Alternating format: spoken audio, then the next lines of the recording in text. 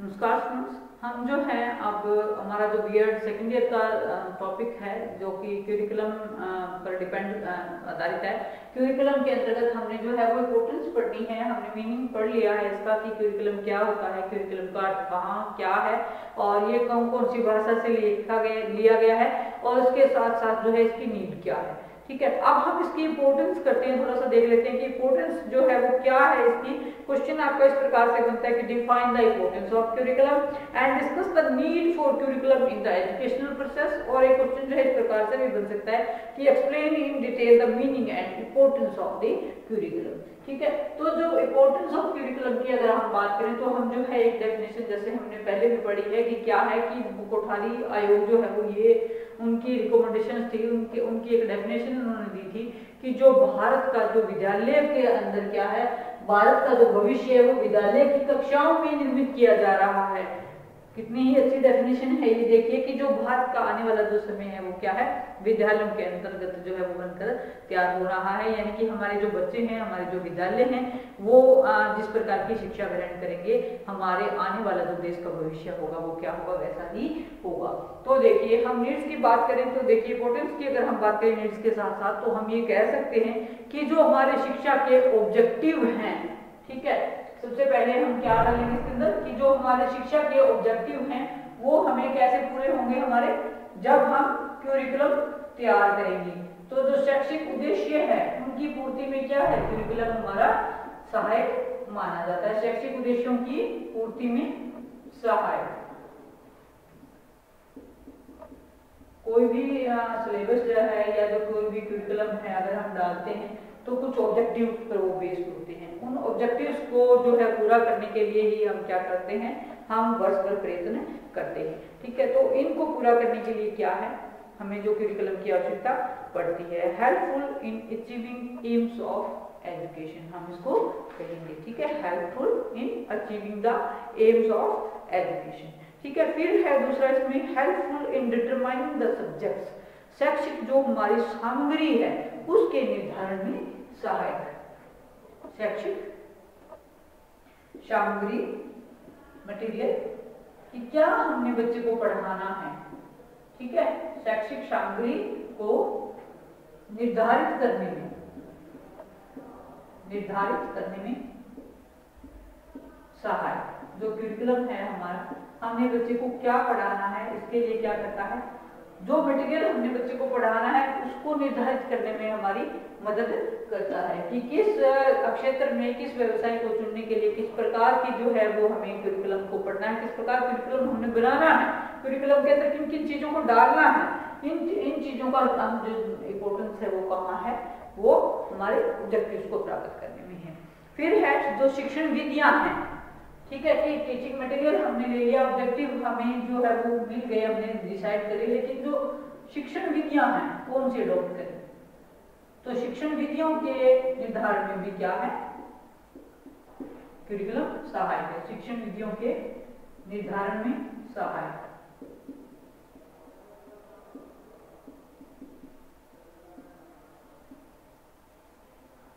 शिक्षण विधियां कौन कौन सी होती हैं, किसी भी विषय को पढ़ाने के लिए अलग से हम according to the situation, according to the topic हम जो शिक्षण विधियों को निर्धारित करते हैं, है ना। कोई भी एक शिक्षण विधि जो है वो हमने कब चुनाव करनी है, किस विधि का हमने प्रयोग करना है, ये हम कैसे डिसाइड करेंगे अपने क्यूरिकुलम के लिए। क्यूरिकुलम के द्वारा ही डिसाइड करेंगे कि हमने क्यूरिकुलम के अंदर ये चीज पढ़ानी है, ये सब्जेक्ट हमने पढ़ाने हैं, इस टॉपिक को हमने पढ़ाना है, तो इस टॉपिक के लिए हमें कौन सी मेथड जो है वो हम अडॉप्ट कर सकते हैं, है ना। तो इसमें जो है वो शिक्षण विधियों को अडॉप्ट करने में भी जो क्यूरिकुलम है हमारा वो हमारी मदद करता है। क्योंकि शिक्षा का उद्देश्य क्या है, शिक्षा का उद्देश्य है बच्चे को ज्ञान देना, है ना, ज्ञान देना। ज्ञान किस तरह से देना है, किसी भी टॉपिक का, किसी भी विषय का, किसी भी चीज का जो ज्ञान है वो किस मेथड से देना है, ये जो है वो हमारे क्यूरिकुलम पे डिपेंड करता है कि हमारे क्यूरिकुलम के अंतर्गत हमने क्या रखा हुआ है। जैसा क्यूरिकुलम होगा उसी के अकॉर्डिंग ही क्या है, शिक्षण विधियों का प्रयोग किया जाएगा। उसके बाद है विषय सामग्री के विभाजन में सहायक। विषय सामग्री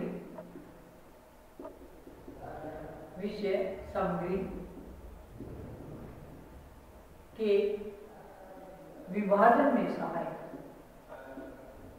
विभाजन में सहायक किसी भी बच्चे को किसी भी कोर्स का जब चुनाव करता है तो उसमें किस चीज को हमने पढ़ाना है, बच्चे को किस मटेरियल को हमने पढ़ाना है, उसका हम डिसाइड कैसे करेंगे?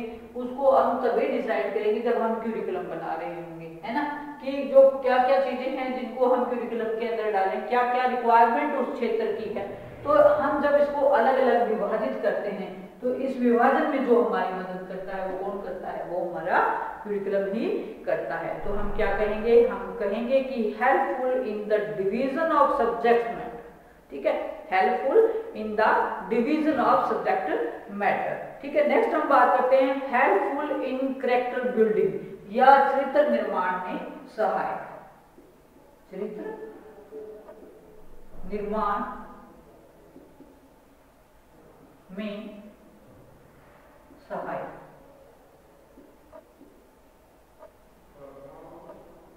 जो बच्चे का कैरेक्टर है वो क्यूरिकुलम के हिसाब से ही बनता है कि हमने मान लो शिक्षा के अंदर हमने क्या करना है, शिक्षा ही या जो क्यूरिकुलम है वही डिसाइड करेगा कि अगर हमने देश के लिए फौजी पैदा करने हैं, देश के लिए सिपाही पैदा करने हैं, ये देश के लिए टीचर पैदा करने हैं, देश के लिए डॉक्टर पैदा करने हैं, किस तरह का कैरेक्टर बनाना है, ठीक है।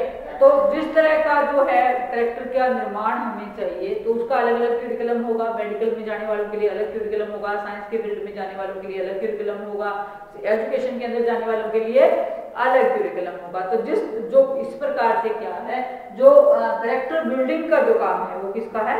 क्यूरिकुलम का है। और क्यूरिकुलम के अंदर हम उन्हीं चीजों को डालेंगे जिस तरह की उस कोर्स की या उस वोकेशन की नीड रहेगी। नेक्स्ट हम इसमें बात करते हैं helpful in development of the personality, व्यक्ति के व्यक्तित्व के विकास में सहायक, व्यक्ति के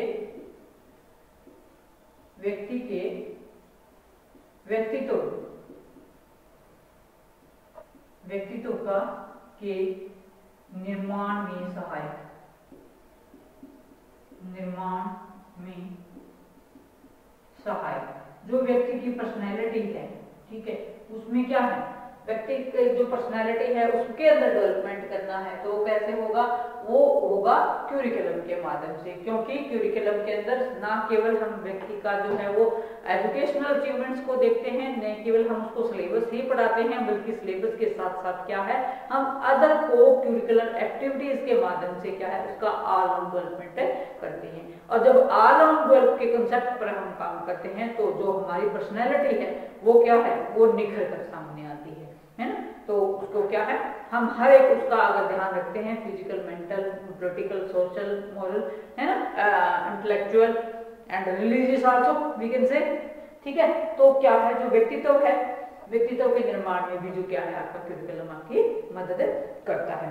उसके बाद हम बात करते हैं helpful in discovery, research and invention, जो रिसर्च है, जो इन्वेंशन है नहीं, ठीक है, तो उसमें भी क्या है आपका क्यूरिकुलम आपकी मदद करता है। तो हम लिखेंगे क्या, अनुसंधान और आविष्कार में सहायक, जो क्यूरिकुलम है उसके माध्यम से, क्योंकि हम नए नए काम बच्चों के साथ करते हैं वर्ष, ठीक है, तो जो नई नई रिसर्चेस हैं एजुकेशन के अंदर वो भी कैसे होगी, क्यूरिकुलम में किसी चीज को हमने डाला, उस चीज को हमने पढ़ा, प्रैक्टिकली हमने उसको करके देखा, जो पुराना उसमें किया हुआ था उसका तो है ही, साथ ही साथ जब नए सिरे से उस काम को करते हैं, नए सिरे से उस क्यूरिकुलम को जब हम लागू करते हैं तो उसके अंदर क्या है, रिसर्च ऑटोमेटिकली शामिल हो जाती है, क्योंकि हर व्यक्ति क्या है अपने अकॉर्डिंग ही जो है वो पढ़ता है, अपनी रुचियों के अकॉर्डिंग पढ़ता है, अपने सामर्थ्य के अकॉर्डिंग पढ़ता है। तो वहां पर जो चीजें हैं टीचर की मदद से नए नए जो है वो अनुसंधान भी होते हैं, नए नए आविष्कार भी होते हैं। और कहते हैं कि जैसे जैसे जरूरतें इंसान की बदल जाती है, आवश्यकता आविष्कार की जननी है, हर व्यक्ति की जरूरत जो है वो अलग है, हर व्यक्ति की जरूरत अलग होगी तो वो क्या है अपनी जरूरतों को पूरा करने के लिए क्या करेंगे, हम कुछ नए इन्वेंशन भी करने के लिए प्रयास करेंगे। तो जो नए अनुसंधान है शिक्षा के अंदर, जो नए आविष्कार हैं उनको करने में भी जो क्यूरिकुलम है वो हमारा क्या है, हेल्पफुल है। नेक्स्ट हम बात करते हैं कि helpful in showing philosophical and educational tendencies, जो दर्शन और जो शिक्षा की प्रवृत्तियां हैं, ठीक है, उनको दर्शाने में सहायक, शिक्षा दर्शन की प्रवृत्तियों,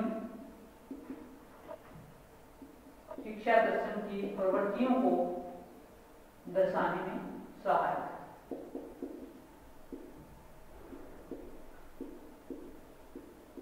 टेंडेंसीज क्या होती हैं, प्रवृत्तियां क्या होती हैं? देखिए स्टूडेंट्स, जो हमारी एजुकेशन फिलॉसफी है, सबसे पहले हम उस पर डिस्कस करें तो जो फिलॉसफी है वो क्या है, वो शिक्षा दर्शन क्या है ना। तो दर्शन क्या होता है?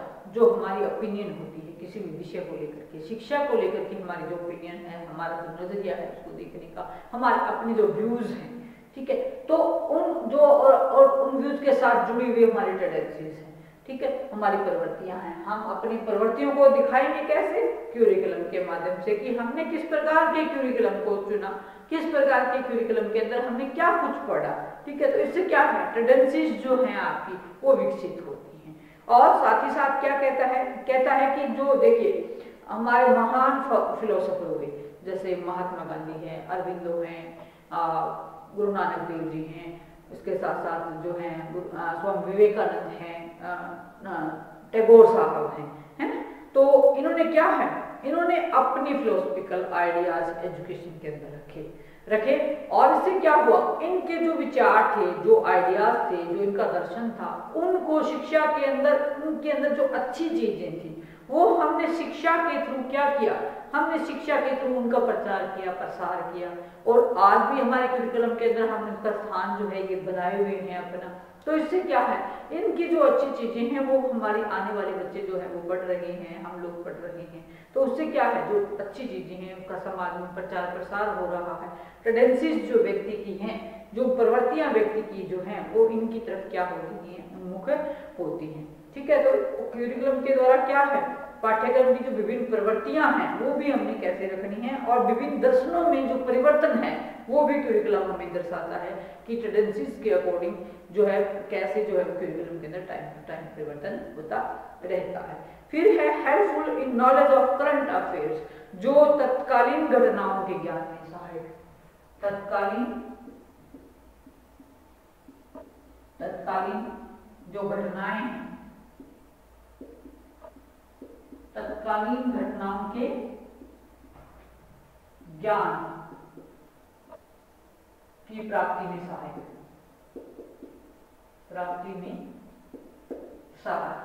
जो करिकुलम है हमारा किसी भी समाज में जब पढ़ाया जाता है, उस समाज की जो जरूरतें हैं, ठीक है, उनको ध्यान में रख करके हमारे एक्सपर्ट्स जो है वो हमारा करिकुलम तैयार करते हैं कि आज के समय की आवश्यकता क्या है। जैसे जिस समाज की जिस समय की आवश्यकता होगी, करिकुलम के अंदर क्या है मॉडिफिकेशन होता रहता है। उसके अंदर लोचशीलता की प्रवृत्ति इसीलिए रखी जाती है ताकि जो है वो करिकुलम क्या है, रिजिड ना हो, समाज की जरूरतों के अकॉर्डिंग हो। तो जो क्या किसी समय की क्या रिक्वायरमेंट रही है, क्या है आज के समय की रिक्वायरमेंट क्या है, उसी को जो है वो क्या है, उन्हीं घटनाओं को जो है वो ज्ञान की जो बात हम जब करें समाज की, तो वहां पर उन चीजों को हम शामिल करिकुलम के अंतर्गत करते हैं। तो स्टूडेंट्स ये थे हमारी इंपोर्टेंस ऑफ द करिकुलम, जिसमें हमने पढ़ा कि जो ये करिकुलम है हमारा सबसे पहले शैक्षिक उद्देश्यों की पूर्ति में सहायक है। सेकंड हम बात करें कि शैक्षिक सामग्री को निर्धारित करने में सहायक है, ठीक है, शिक्षण विधियों के निर्धारण में सहायक है, साथ ही साथ विषय सामग्री के विभाजन में भी सहायक है, चरित्र निर्माण में सहायक है और व्यक्ति के व्यक्तिगत निर्माण में भी सहायक है। इसके साथ ही साथ अनुसंधान और विस्तार में सहायक, शिक्षा दर्शन की प्रवृत्तियों को दर्शाने में सहायक और तत्कालीन घटनाओं के ज्ञान की प्राप्ति में सहायक। तो ये कुछ एक पॉइंट्स थे। अब हम थोड़ा सा इसके अंदर देखें कि जो आपका स्कोप है करिकुलम का वो क्या है, ठीक है। हम थोड़ा सा बात करेंगे पाठ्यक्रम और जो आप करिकुलम के अंतर्गत आपके अध्ययन विषय हैं उनके अंदर भी क्या अंतर है, एक और लेक्चर में हम उस पर बात करेंगे। अभी हम थोड़ा सा स्कोप के विषय में देख लेते हैं कि इसका जो स्कोप है वो क्या है, क्षेत्र क्या है, ठीक है। Scope of curriculum, scope of curriculum,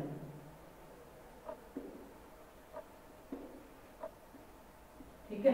scope जो है वो काफी वाइड रहता है करिकुलम का, जिसमें हम कुछ एक पॉइंट्स जैसे देखिए कि जो बच्चे हैं वो लक्ष्य की प्राप्ति कैसे करें, उद्देश्यों की प्राप्ति कैसे करें, इस प्रकार से पॉइंट्स हम इसके अंदर डालेंगे कि जो व्यक्ति है, बालक हैं, वो कुछ निश्चित उद्देश्यों को लेकर के ही क्या करते हैं, निर्धारण करते हैं, और उन उद्देश्यों की प्राप्ति के लिए जो क्यूरिकुलम है वो क्या करता है, वो क्यूरिकुलम का निर्माण हम लोग करते हैं कि जो बच्चे के उद्देश्य हैं, किस प्रकार से बच्चा जो है वो आगे जीवन के अंदर जाना चाहता है, क्या वो पढ़ना चाहता है, क्या बनना चाहता है, उसी प्रकार का जो है वो उद्देश्यों को लेकर के वो किसी चुनाव करता है किसी क्यूरिकुलम का, है ना। तो जो विद्यार्थियों के क्या है, बालकों के जो लक्ष्य हैं और जो उद्देश्य हैं उनका जो है वो निर्धारण करने में क्यूरिकुलम का बड़ा रोल रहता है।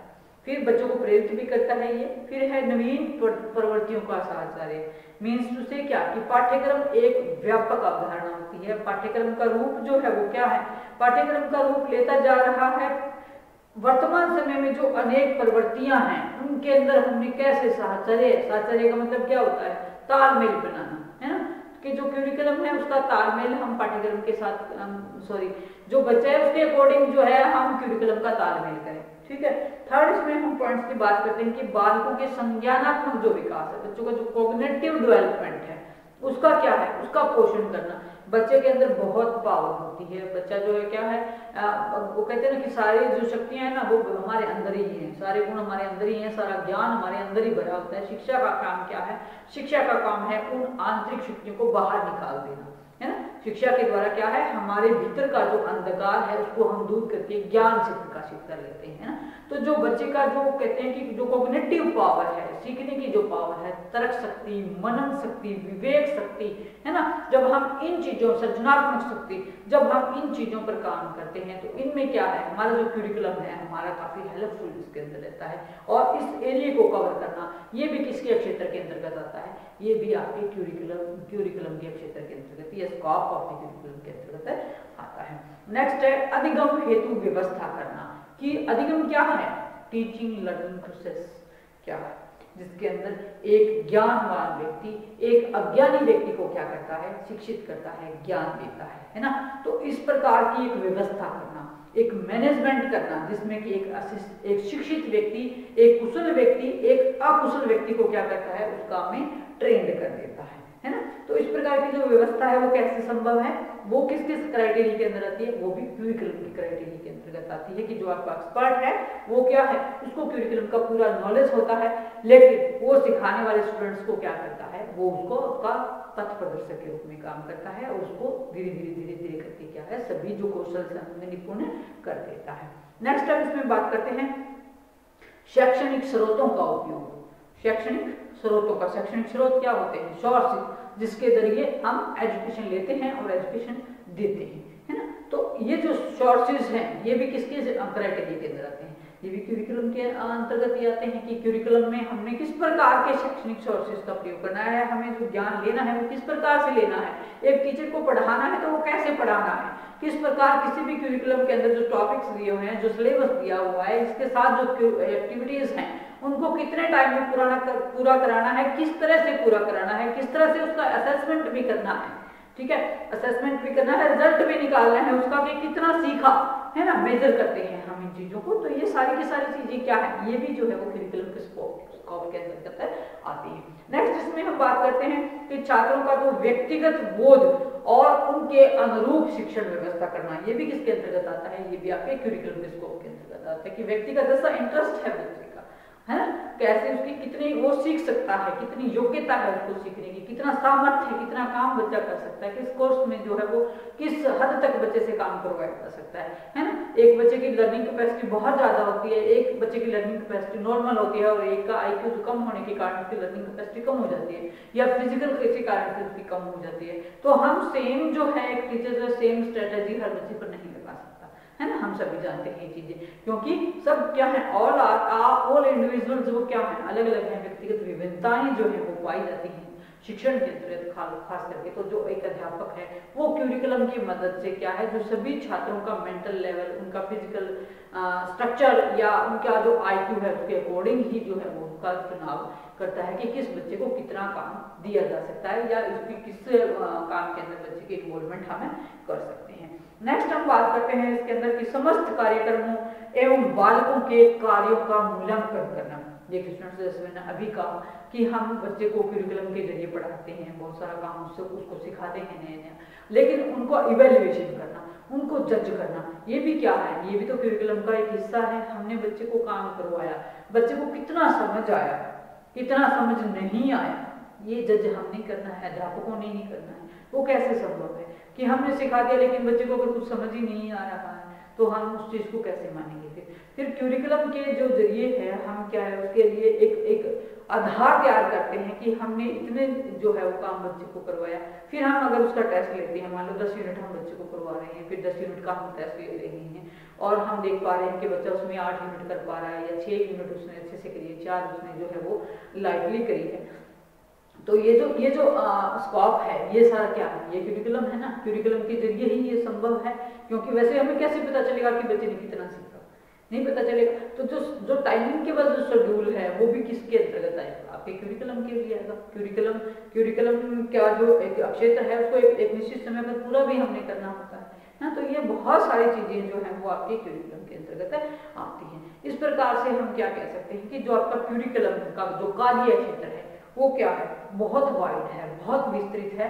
और विद्यालय में रहते हुए बालक जो भी शैक्षणिक क्रियाएं करते हैं, पाठ्य क्रियाएं करते हैं और अभिपूर्ति जो है, जो बच्चे की अभिरुचि है उसकी पूर्ति किसके माध्यम से हो रही है, उसकी जो प्रवृत्तियां हैं उसके अकॉर्डिंग जो शिक्षण कार्य पाठ्यक्रम का जो विस्तार है हम करते चले जाते हैं। तो स्टूडेंट्स ये था हमारा स्कोप ऑफ क्यूरिकुलम, जिसमें हमने काफी पॉइंट्स पढ़े। मेनली फर्स्ट पॉइंट हमारा था कि बालकों के लक्ष्यों और उद्देश्यों का निर्धारण करने में सहायक है, और ये जो है वो बालक के जो उद्देश्य हैं, जो लक्ष्य हैं वो इसके स्कोप के अंतर्गत आते हैं। फिर बच्चे की जो प्रवृत्तियां हैं वो इसके अंतर्गत आती हैं। फिर बालकों का जो संज्ञानात्मक विकास का क्षेत्र है वो भी इसके अंतर्गत आता है। और उसके साथ साथ जो शिक्षण प्रक्रिया के अंदर जो मूल्यांकन है, जो निर्देशन है, जो शैक्षणिक विधियां हैं, जो शैक्षणिक सोर्सेज हैं, वो सारे के सारे इसके अंतर्गत आते हैं। और जो व्यक्ति के जो किसी भी शिक्षण प्रक्रिया में क्या है, जो बच्चे का व्यक्तिगत रूप से जो मूल्यांकन है, ठीक है, व्यक्तिगत बोध है, और उन्हीं के अनुरूप भी जो बच्चे को शिक्षण कार्य कराना है, ये किसके अंतर्गत आता है, आपका स्कोप ऑफ द क्यूरिकुलम के अंतर्गत आता है। तो इस लेक्चर में हमने पढ़ा कि इंपॉर्टेंस ऑफ द क्यूरिकुलम क्या है और इसके साथ ही साथ क्या है, स्कोप ऑफ द क्यूरिकुलम क्या है।